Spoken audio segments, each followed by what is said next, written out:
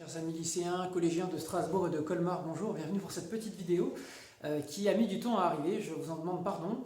Mais voilà, je vais essayer de vous consacrer plusieurs vidéos pour vous donner un peu de catéchisme, voilà, pour que vous ayez un peu quelque chose pour vous, pour manger spirituellement.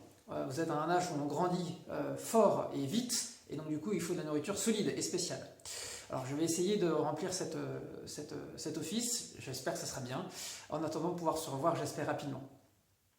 Alors tout d'abord un petit mot sur ce qui s'est passé là, durant ce mois où je me suis absenté. Vous savez que je suis parti dans un hôpital en région parisienne et j'ai noté deux choses importantes, je voudrais vous les transmettre parce que ça me paraît essentiel pour la vie spirituelle. Le premier point, c'est que j'ai vu un certain nombre de gens qui étaient en train de mourir. Ils ne sont pas morts aux urgences, mais ils sont décédés dans l'hôpital peu de temps après, sans aucune préparation à la mort. Pourquoi je dis ça? Eh bien parce que j'ai notamment en tête un cas, un monsieur de 80 ans passés, qui est arrivé dans un état plutôt correct, qui était d'une très solide constitution physique, mais qui se dégradait d'heure en heure. Ce monsieur, malheureusement, il n'y avait pas de place en réanimation pour lui. Et j'ai donc dû lui expliquer qu'il serait hospitalisé, mais dans un étage de l'hôpital, pas en réanimation. Et puis, il y avait de fortes chances que ça se passe mal pour lui. Et j'ai vu, vous voyez, dans son regard, au moment où je lui ai dit ça, quelque chose qui a changé. D'un seul coup, il a pris conscience que sa vie pouvait s'arrêter. C'est comme si, voyez-vous, il avait vécu, ses 80 ans sans se dire qu'un jour ça pouvait s'arrêter. Et là, il a pris conscience que ça pouvait s'arrêter, que ça pouvait être la fin. Alors je lui ai dit, ça serait peut-être bien aussi, vous voyez, qu'il se prépare peut-être spirituellement, qu'il puisse un peu penser à toutes ces choses-là. Et il m'a dit, oh, vous savez, j'ai pas de religion. Il a balayé ça d'un revers de la main, et puis basta. Est-ce que cet homme est mort 2 jours plus tard? On a fait beaucoup de choses pour lui, mais ça n'a pas suffi. Est-ce qu'il est passé au Père en étant préparé? J'en sais rien.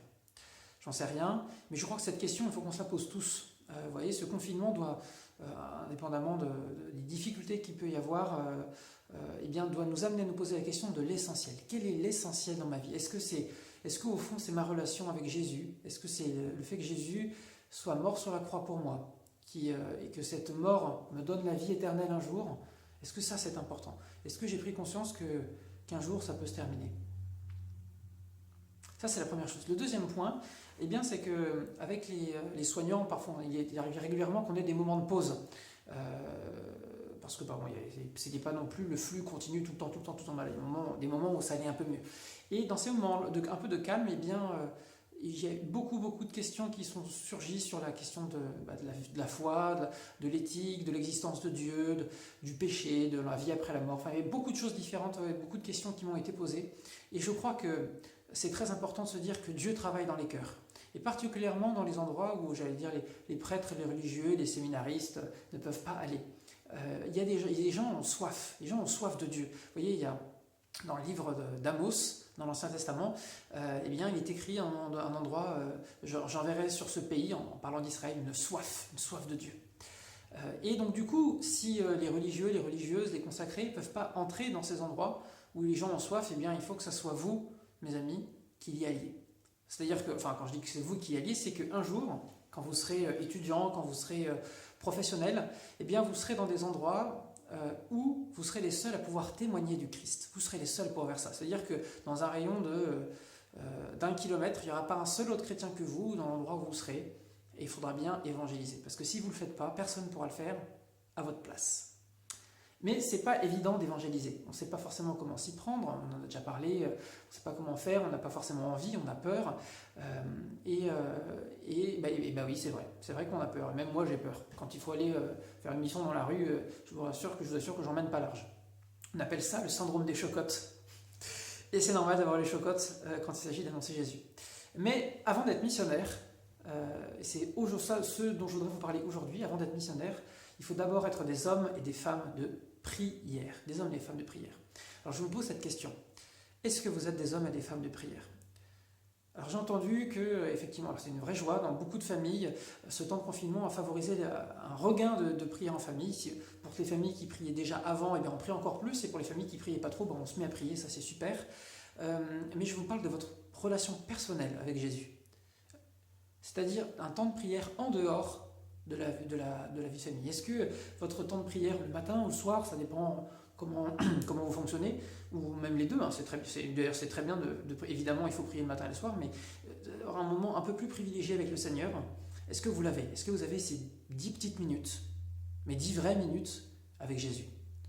Je prends la Bible, j'ouvre un passage de l'Évangile par exemple, ou une image, ou quelque chose qui me permet de me centrer sur Dieu. Et est-ce que je reste ces 10 petites minutes avec Jésus? Est-ce que je fais oraison? Alors je vous pose cette question, et il faut y répondre sérieusement, oui ou non. Et parce qu'en fait, c'est pas possible d'être missionnaire, c'est même pas possible d'être chrétien si on n'est pas des hommes et des femmes de prière d'abord. Et je crois que c'est très important de se rappeler ça. Saint François de Sales, je crois, disait, ou c'est Saint Jean de la Croix, qui disait « Celui qui fuit l'oraison fuit tout ce qui est bon ». Alors vous voyez, et du coup Saint François de Sales disait que c'était très important, surtout quand on vit dans le monde, de prier, d'avoir une vraie vie de prière très intense, et que ce n'est pas quelque chose de réservé aux consacrés, aux religieux, aux séminaristes et qu'en sais-je. Donc je vous pose cette question, voilà, est-ce que vous faites oraison? Est-ce que vous priez personnellement le bon Dieu? Voilà, est-ce que vous avez ce cœur à cœur avec lui? Si vous ne l'avez pas, eh bien c'est le moment d'y aller. Si vous l'avez, tant mieux, je vous félicite. Et du coup, je voudrais dans ces prochaines vidéos vous proposer de découvrir un peu plus ce que c'est que l'oraison. D'accord? Je ne vais pas parler de mon expérience parce que moi, j'en ai pas beaucoup, mais avec les grands saints, vous voyez, qui sont passés avant nous, qui nous ont laissé une trace. Voilà, eh bien je vous dis, donc je vous salue bien encore, je suis très heureux de vous retrouver, j'espère à très bientôt, et puis eh bien, on se retrouve très bientôt pour une prochaine vidéo. Je vous mets en même temps que cette vidéo un petit trailer pour vous donner un petit coup de peps en espérant qu'on puisse se retrouver bientôt. Je ne sais pas encore dans quelles conditions, je ne sais pas comment ça va se passer, mais j'espère qu'on va bientôt pouvoir se retrouver tous ensemble et continuer à parler de Jésus et à vivre de Jésus. Voilà, au revoir, à bientôt.